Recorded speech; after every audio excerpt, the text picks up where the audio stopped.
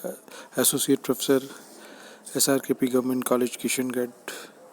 आज हम जो पिछला लेक्चर पढ़ा था उसकी कंटिन्यूशन में हम ऑस्टीन का संप्रभुता सिद्धांत पढ़ेंगे।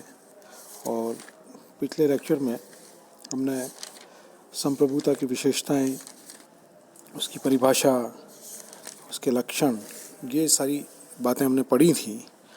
और अब इस टॉपिक में हम ऑस्टीन का एक महत्वपूर्ण सिद्धांत है जिसको मोनिस्टिक थ्योरी भी कहते हैं या एकलवाद भी कहते हैं। और ये सिद्धांत राजनीति विज्ञान के साथ साथ ही जूरिस्प्रूडेंस के क्षेत्र में, लॉ का एरिया है, उसमें भी ये बहुत ही इम्पोर्टेंट है। और ऑस्टीन ने ये मूल सिद्धांत दिया अपनी पुस्तक लेक्चर्स ऑन जूरिस्प्रूडेंस में, और ये बुक पब्लिश हुई थी 1832 में।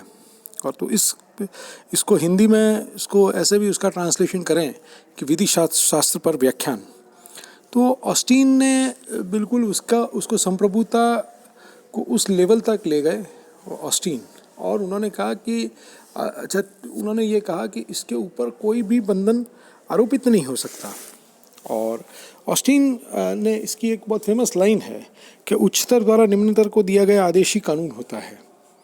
मतलब तो कहने का तात्पर्य यह है कि उन्होंने जो अपना सिद्धांत दिया वो इसी बात के इर्द गिर्द दिया कि संप्रभुता एक ऐसी राज्य की एक ऐसी शक्ति है जिसके ऊपर कोई भी बंधन आरोपित नहीं हो सकता, और वो पूरी तरह से अपने आप में ही एक महत्वपूर्ण वस्तु है।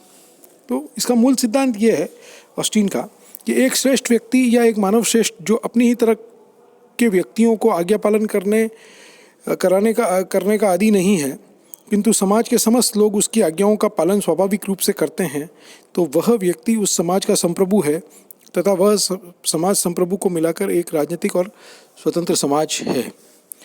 अब इसका थोड़ी सी डिफिकल्ट लगती है ये परिभाषा, लेकिन इसका मतलब ये है कि वह व्यक्ति जो आज्ञा पालन करवा रहा है, पहली बात, और उन लोगों से करवा रहा है जो आदी नहीं है, और दूसरा कि लोग उसकी आज्ञाओं का पालन स्वाभाविक रूप से कर रहे हैं, तो वह व्यक्ति जो आज्ञा पालन करवा रहा है वो संप्रभु है।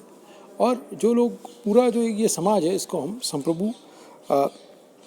संप्रभु को मिलाकर एक राजनीतिक और स्वतंत्र समाज हम कहते हैं। अब ऑस्टीन के संप्रभुता सिद्धांत की विशेषताएं कुछ इस प्रकार से हैं कि प्रत्येक स्वतंत्र राजनीतिक समाज में आवश्यक रूप से कोई ना कोई व्यक्ति संप्रभु होता है। ये बात बिल्कुल ठीक है। जैसे हमने राज्य की परिभाषा में देखा तो उसमें संप्रभुता या तो हो सकता है किसी व्यक्ति में निवास करती है, व्यक्ति समूह में निवास कर सकती है, या किसी संस्था में निवास कर सकती है। तो प्रत्येक स्वतंत्र राजनीतिक समाज में कोई ना कोई संप्रभु जरूर होता है। दूसरा, संप्रभु मानव या मानव समूह के रूप में किंतु आवश्यक रूप से निश्चित होना चाहिए। इस संप्रभुता में एक निश्चितता का तत्व है, वो बहुत इम्पोर्टेंट है। ये पता होना चाहिए कि कहाँ पर संप्रभुता का निवास है, और हमें ये स्पष्ट रूप से जानकारी होनी चाहिए कि वह संप्रभुता का निवास, उस संप्रभुता का निवास कहाँ पर है, वो व्यक्ति में है, व्यक्ति समूह में है, या किसी और जगह संस्था में है। तीसरा है, निश्चित मानव श्रेष्ठ द्वारा किसी उच्चतर अधिकारी के आदेशों का पालन नहीं किया जाता।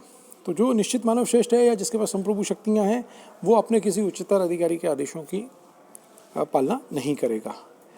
संप्रभु शक्ति को समाज की बहुसंख्या से पूर्ण आज्ञाकारिता प्राप्त होती है।